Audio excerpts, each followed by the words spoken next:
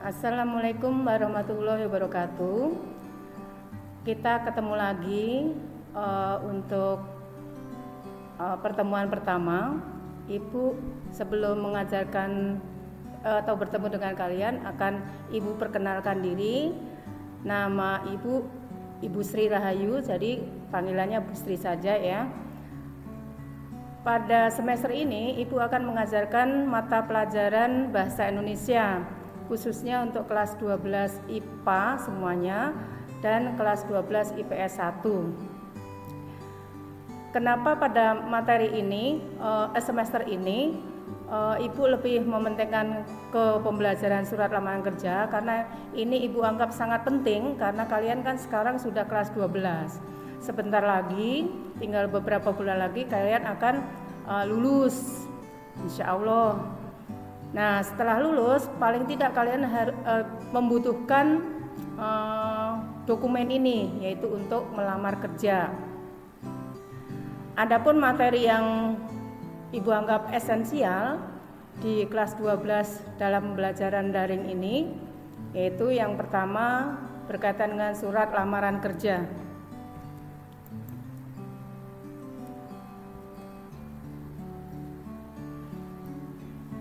Surat lamaran kerja hampir setiap orang itu membutuhkan, apalagi anak-anak yang sedang menganggur, tentu saja membutuhkan pengetahuan-pengetahuan yang berkaitan dengan lamaran kerja.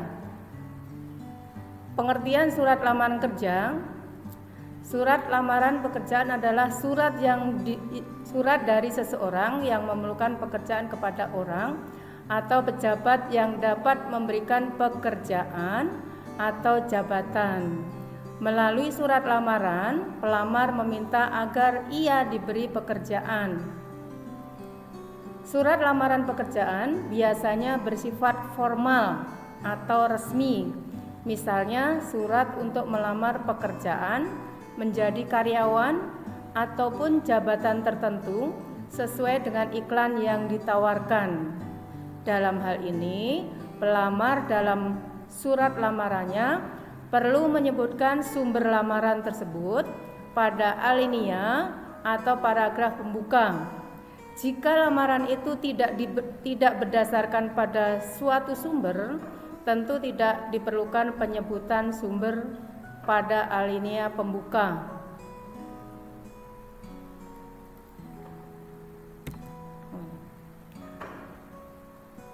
Nah, itu mengenai pengertian dari surat lamaran kerja.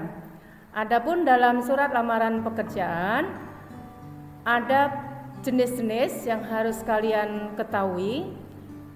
Yang A, surat lamaran pekerjaan yang digabungkan dengan riwayat hidup. Dalam cara ini, riwayat hidup termasuk isi surat karena isinya berupa gabungan. Cara ini juga disebut model gabungan. B, atau yang kedua, surat lamaran yang dipisahkan dari riwayat hidup. Dalam cara ini, riwayat hidup merupakan lampiran dan cara ini disebut model terpisah. Dalam praktek pemakaian yang banyak, dipakai adalah model terpisah. Walaupun dalam pembuatannya memerlukan 2 kali kerja. Dan model ini lebih digemari oleh pencari kerja karena suratnya tidak terlalu panjang. Adapun unsur-unsur yang penting, yang pertama berkaitan dengan ciri-ciri. A, mempunyai bentuk yang menarik, jadi harus rapi. Yang B, mempunyai bahasa yang menarik. C, menggambarkan kemampuan pelamar. Dan yang terakhir atau D, tepat pada sasaran. Hal-hal yang harus diperhatikan atau dicantumkan dalam surat lamaran kerja. Yang pertama atau A, menyebutkan sumber lamaran, misalnya dari media massa, koran atau majalah. B, identitas diri lengkap dari pelamar. C, posisi yang dikehendaki. D, riwayat pendidikan. Riwayat pendidikan biasanya ditulis dari lulus SD, SMP, SMA dan sampai tingkat terakhir. Riwayat pekerjaan bila ada, maksudnya kalau sudah punya pengalaman dicantumkan. Kemampuan lain yang dimiliki. G. Referensi bila ada. Adapun sumber-sumber surat lamaran pekerjaan, yang pertama sumbernya sumber lowongan pekerjaan tanpa sumber tertentu, misalnya hanya dari mulut ke mulut atau dari seseorang. Yang B, sumber lowongan pekerjaan dari media tertentu, misalnya dari koran atau majalah atau tabloid yang lain. C, sumber lowongan pekerjaan dari referensi pihak tertentu.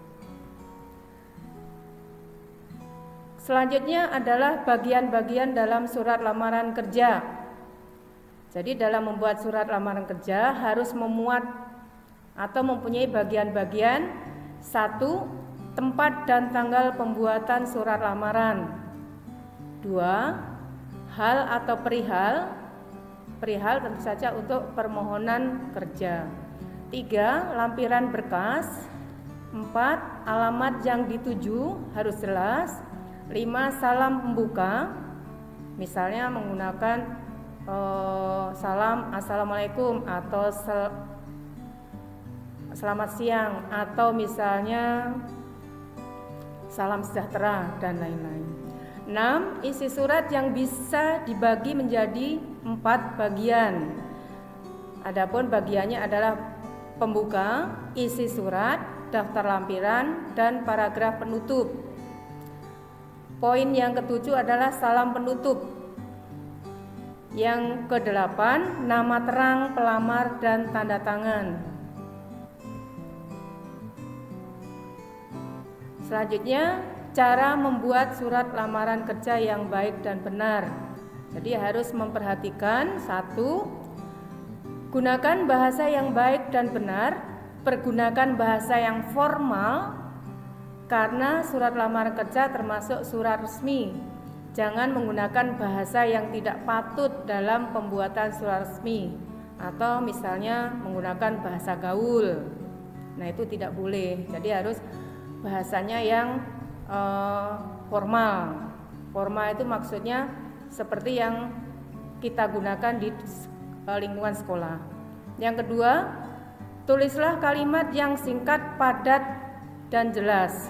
Jangan bertele-tele dalam menulis surat lamaran kerja, karena surat lamaran bisa menampilkan jati diri seseorang, serta sebuah instansi atau perusahaan tidak menyukai surat lamaran yang bertele-tele. 3. Tulislah secara manual menggunakan tangan.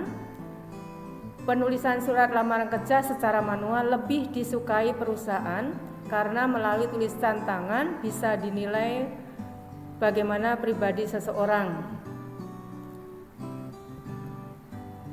Yang keempat, perhatikan kebersihan surat lamaran kerja. Jangan sampai ada coretan atau bekas penghapus dalam surat lamaran.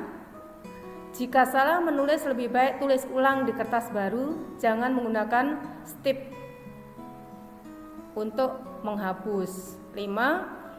Isi secara jelas data diri dan informasi tentang diri Anda, serta lampirkan dokumen-dokumen pendukung seperti daftar riwayat hidup, fotokopi identitas diri, serta dokumen-dokumen lain yang menjadi persyaratan.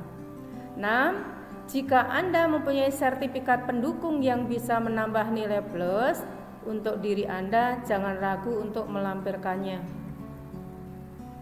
Nah, berikut ada contoh-contoh surat lamaran kerja. Kalian perhatikan di situ sistematikanya seperti apa. Nama ada, dilihat dari strukturnya, ada perihalnya, ada kemudian tanggal pembuatan, alamat yang dituju, salam pembuka, kemudian ada kalimat pembuka, ada identitas diri, kemudian ada isi surat, kemudian kalimat penutup, kemudian salam penutup, tanda tangan, dan nama terang. Berikut Ibu tampilkan contoh dan struktur surat lamaran kerja. Secara garis besar sebelumnya sudah kalian baca mengenai strukturnya. Nah, sekarang lihat contoh surat lamaran kerja yang bersifat formal. Kita lihat yang pertama di situ ada tanggal penulisan surat. Misalnya surat ditulis di Jakarta tanggal sekian, tahun sekian, jadi harus lengkap ya.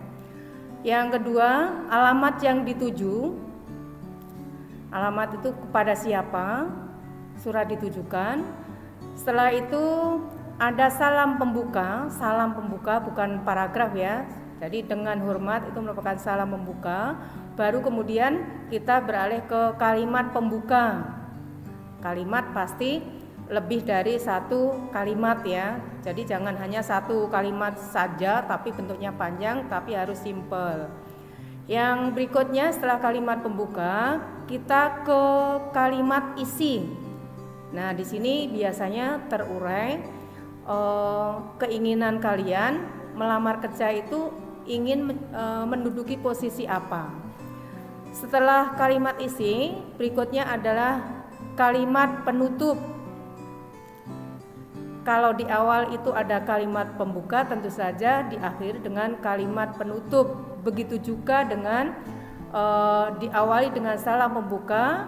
Nah, di bagian akhir ada kalimat atau kata kalimat penutup atau kata penutup. Kalau kata penutup di situ misalnya hormat saya, karena sifatnya individu atau perorangan berarti hormat saya.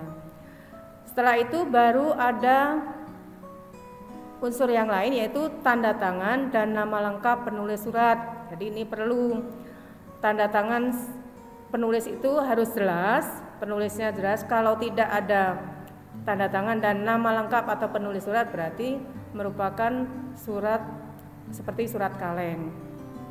Jadi kalau kalian membuat surat lamaran kerja harus memenuhi kriteria ini, sistematikanya seperti yang kalian lihat. Unsur-unsurnya juga harus lengkap. Kemudian ini bisa juga dilihat mengenai garis besar ya untuk unsur-unsur surat lamaran kerja. Terima kasih.